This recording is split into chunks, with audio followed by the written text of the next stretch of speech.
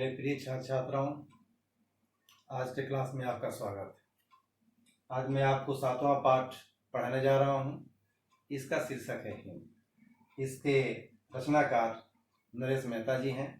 इसकी विधा खंड काव्य अंश है।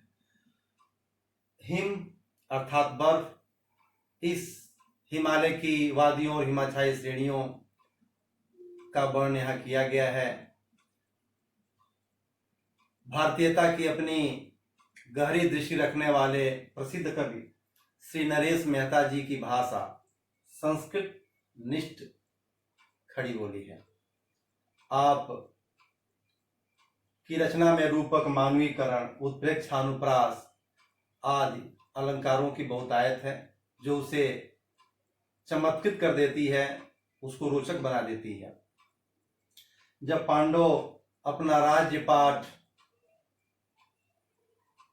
परीक्षित को दे करके और महाप्रयाण के लिए हिमालय की ओर जाते हैं, उसी समय का यहाँ वर्णन किया गया है। हिमालय की वादियों, हिमाच्छादित श्रेणियों और प्राकृतिक नैसर्गिक सुषमा का बड़ा ही मनोहारी चित्रण कवि ने किया है। कवि ने प्रस्तुत पद्यांश में संसार की नश्वरता का वर्णन करते हुए यह समझाने का प्रयास किया है कि चाहे व्यक्ति छोटा हो या बड़ा, जब वह इस संसार का परित्याग करता है तो उसके साथ सांसारिकताएं अर्थात जो भी मोह माया का यह ऐश्वर्यपूर्ण संसार है, वह साथ में जाता नहीं है। इसी नश्वर संसार और मनुष्य के खाली हाथ यहाँ से जाने का जीवंत एवं यथार्थ चित्रण कवि ने किया। आगे मैं आपको इसके अर्थ और इसका भावार्थ में बताने जा रहा हूँ।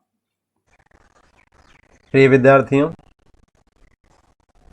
आपने सुना अभी यह हिमाच्छादित श्रृंखलाएं जो विश्व की सबसे विशाल पर्वत श्रेणी है।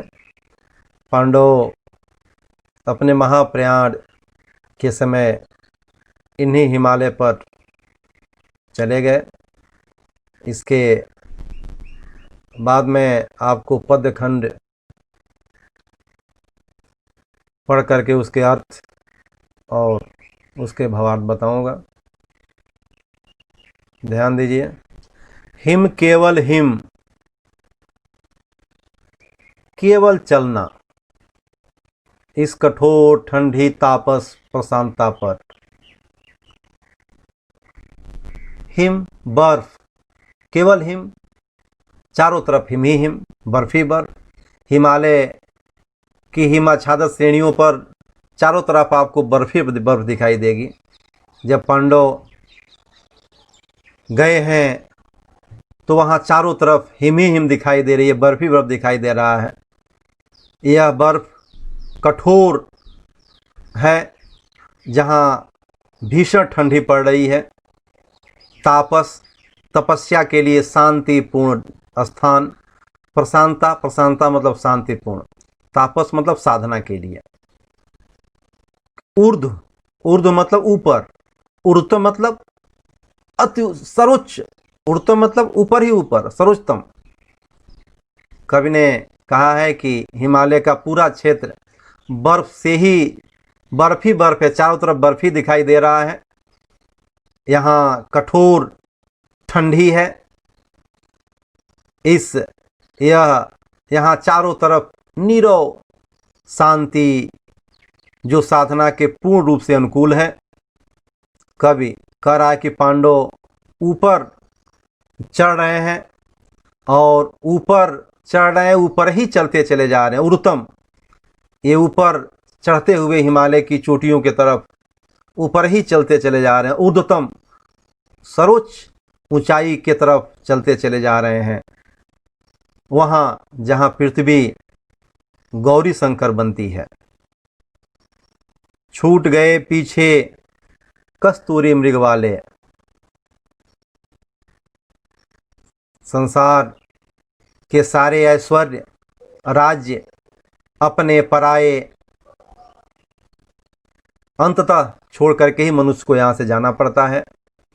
कवि ने वही बताया है कि जब पांडव हिमालय की ओर महाप्रस्थान किए तो कस्तूरी मृग एक होते हैं, जानते हैं, कस्तूरी कुंडल वैसे मृग डोडे माँ, जैसे गटगट राम है वैसे कस्तूरी की बात कही गई है कि कस्तूरी तो हर घट घट में है, अर्थात कस्तूरी रूपी भगवान तो हर जगह हैं, घट घट में हैं, लेकिन हम मृग, हमारे अंदर ही ईश्वर है और हम देखते नहीं।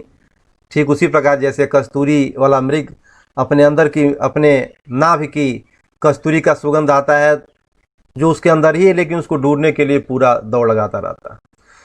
ऐसे कस्तूरी मृग वाले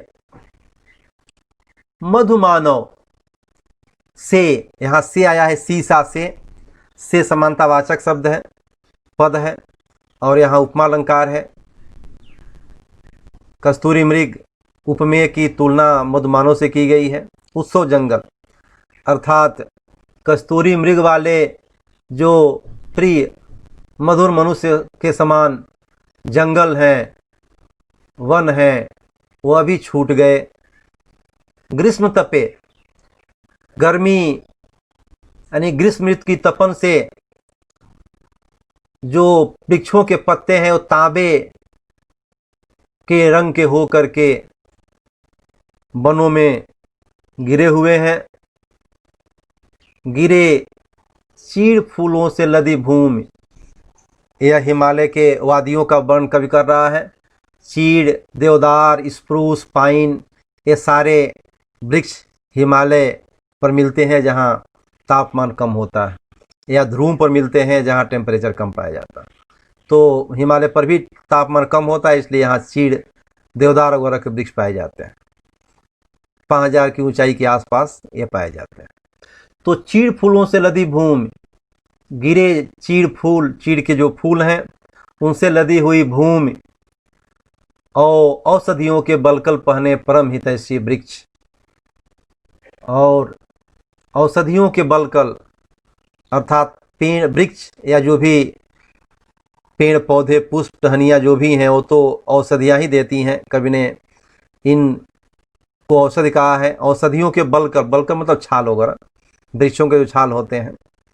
औषधियों के वस्त्र पहने जो परम हितैषी, परम माने जो सबसे अधिक हमारा हित साधन करता है, हमारा अपना है, हमारा भला करता है वृक्ष, सब कुछ यही छूट गया, अर्थात कोई भी साथ नहीं गया। आइए इसको देखते हैं, इसका भावार्थ। सब छूट गए,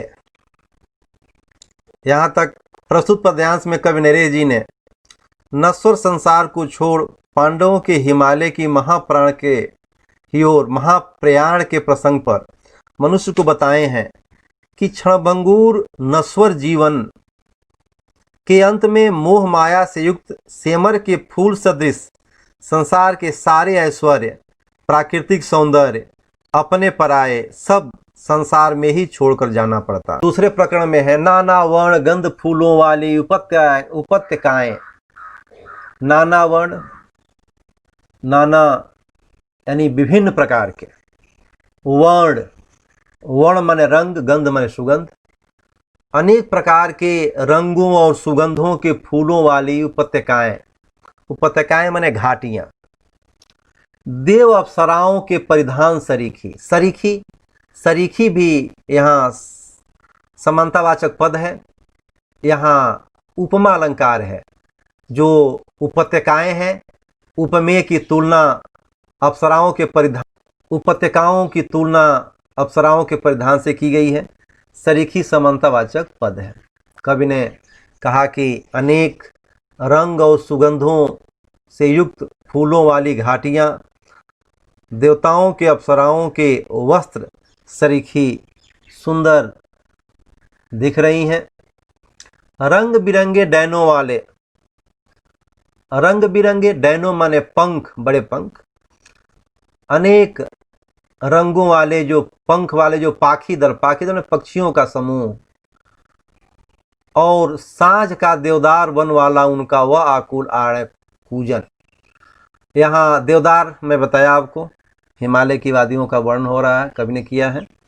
जो देवदार के वन वाला उनका आकुल, आकुल माने व्याकुल होकर के, आरण्यक माने वन, कूजन माने कूकना, मधुर स्वर करना, मधुर ध्वनि करना। कवि कह रहे हैं कि रंग बिरंगे पंखों से युक्त पक्षी समूह जो शाम को देवदार के वनों में आ कर के व्याकुल होकर के अपना मधुर ध्वनि चारों तरफ प्रध्वनित करता है, ठीक वैसे ही जैसे आश्रम की कन्याएं गोपनीय बातें करती हैं। गोपन माने रहस्यमय, गोपन माने गोपनीय बातें करती हैं।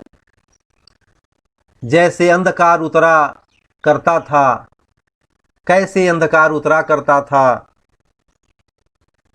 वन प्रांतर में, अंधकार की बात किया कवि ने। कैसे उन वनों में, वन प्रांतर अर्थात प्रांतर मतलब जो वहाँ का मुर्दार या और जो क्षेत्र है, प्रांतर में क्षेत्र होता है, उन वन क्षेत्रों में कैसे अंधकार संध्या वेला में आकर के छा जाता था। प्रत्येक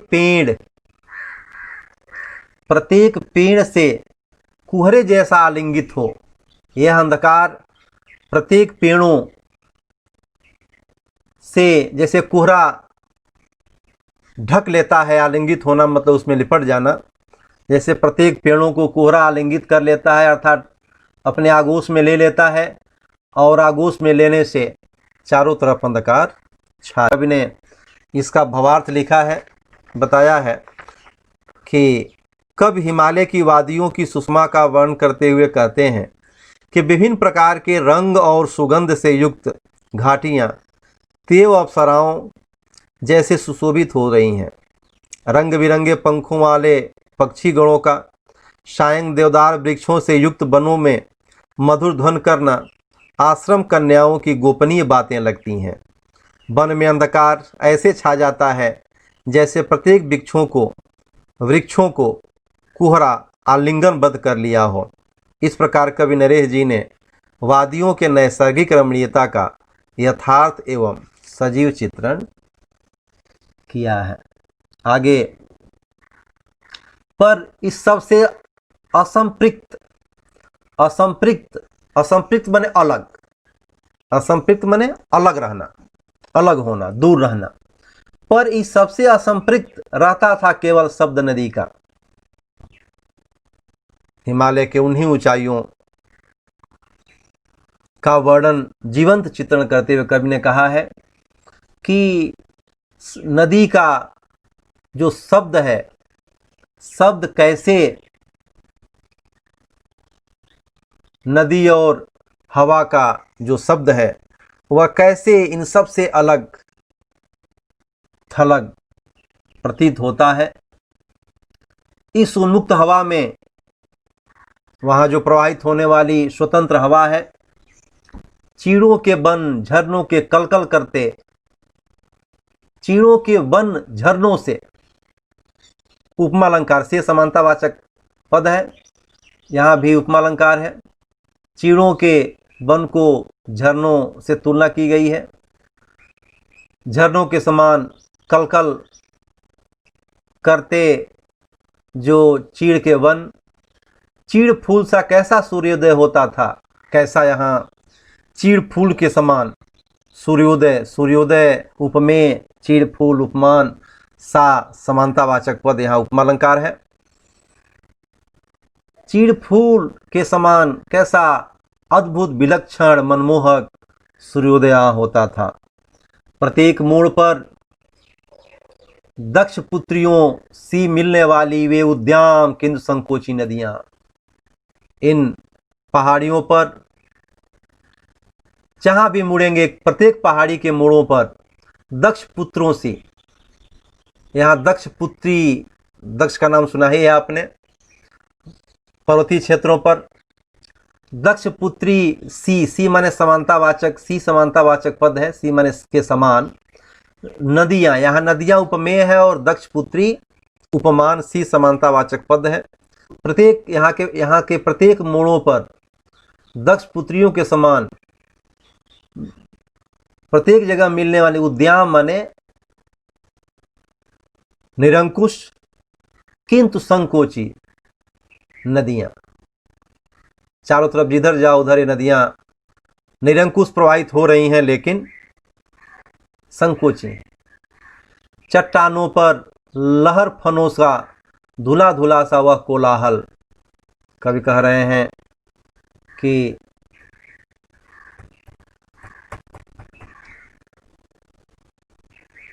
दक्ष चट्टानों पर, जो भी यहाँ की पथरीले चट्टान हैं, वहाँ के लहरों पर धुला धुला सा कोलाहल, अर्थात बहुत ही बेबाक, स्पष्ट, मधुर, हर क्षण घाटी की नदी में गिर सकने वाली, प्रत्येक क्षण प्रत्येक समय घाटी या नदियों में गिरते दिखने वाली, पर्वत थामे, पर्वत के चारों तरफ घूमने वाली, ऐसा लगता है जैसे वह पर्वत को अपने अंक में समाहित किए हैं, थामे हुए हैं। चली जा रही पगवाटे पगवाटे का अर्थ पगडंडियां भी छूट गईं। कवि ने कहा कि ये सारे जो ऐश्वर्य पर्वतीय क्षेत्रों के थे, चीड़ फूलों का सूर्योदय, निरंकुश संकोची नदियाँ, चट्टानों का कोलाहल, लहरों से जो, नदियों के लहरें से जो चट्टानों पर कोलाहल हो रहा है, और अंततः पगडंडियाँ जिस पर चल करके पांडव उच्च स्तर, उच्च सर्वोच्च पर्वत श्रृंखलाओं श्रेणियों पर जा रहे थे, वो पगडंडियाँ भी छूट गईं। जैसे लग रहा है ये सभी भी संसार के मोह माया जैसे, सांसारिकताएं अर्थात संसार के मोह माया जैसे ये भी हैं जो छूट गईं। कवि ने इसके भावार्थ के रूप में कहा है, बताया है इसके माध्यम से कि संसार के मिथ्या रूप को स्पष्ट करते हुए कवि ने कहा है कि हिमालय की स्वर्गीय प्राकृतिक छटा, आकर्षक रचना, असीम शांति देने वाले प्रतिरूप एवं पगडंडियां भी नश्वर संसार के संसाधनों जैसे छूट गईं। इस प्रकार कवि ने बताया है कि धरा पर कोई राजा हो या रंग, सबको खाली हाथ ही संसार से विदा होना पड़ता है। इसीलिए प्राणी को संसार के मोह लोभ से मुक्त होने की प्रेरणा कवि ने इस पाठ के द्वारा दिया है। अब आप आगे आपको पद्य विश्लेषण बताने चल रहा हूँ। पद्य विश्लेषण आपके पाठ में पद्य पाठ से आता है। यह पद्य पाठ प्रत्येक परीक्षा में आता है, आपके बोर्ड एग्जाम में भी पद्य का विश्लेषण आएगा। किसी भी दो पद्य पाठ आपको दिया रहेगा, उसमें से एक पद्य का विश्लेषण करना होगा। यह भी 6 अंक का होता है। कृति पत्रिका के कृति 2 पद्य का यह दूसरी कृति होती है। इसमें 5 इसके मुद्दे होते हैं, 5 इसकी कृतियाँ होती हैं। पहला रचनाकार का नाम या कवि का नाम 1 अंक, रचना का प्रकार या रचना की विधा 1 अंक, पसंदीदा पंक्ति, आपको पाठ में पद्य पाठ में कौन सी पंक्ति सबसे अच्छी लगी, अच्छी है, उसको आप लिखेंगे 1 अंक, और वह पंक्ति क्यों पसंद है आपको, इसको लिखने पर 1 अंक, और 5वां जो कविता से संदेश या प्रेरणा मिलती है वह 2 अंक का। इसको ध्यान दीजिए, पढ़िए और यह आपको परीक्षा में आता है, आएगा 6 अंक का। इसकी तैयारी इसी तरह करेंगे। तो यह आपका रचना से प्राप्त प्रेरणा है जो दिया गया है, इसको आप पढ़ेंगे। मेरे प्रिय छात्रों, आपने पद विश्लेषण देखा, समझ गए होंगे। आपके प्रत्येक एग्जामों में और बोर्ड एग्जाम में भी कृति पत्रिका में आपके कृति नंबर 2 में पद विश्लेषण आएगा। यह पूरक पद को छोड़ करके सभी पद्यों में से 6 अंक का आएगा। एक एक अंक का रचना का नाम, रचना के प्रकार, पसंदीदा पंक्ति, पसंद होने का कारण और रचना से प्राप्त प्रेरणा या संदेश, यह 2 अंक का रहेगा। कुल 6 अंक का यह आएगा। तो इसको ध्यान दीजिए और इसकी तैयारी कर लीजिए अभी से लेकर के बोर्ड की परीक्षा तक के लिए। धन्यवाद।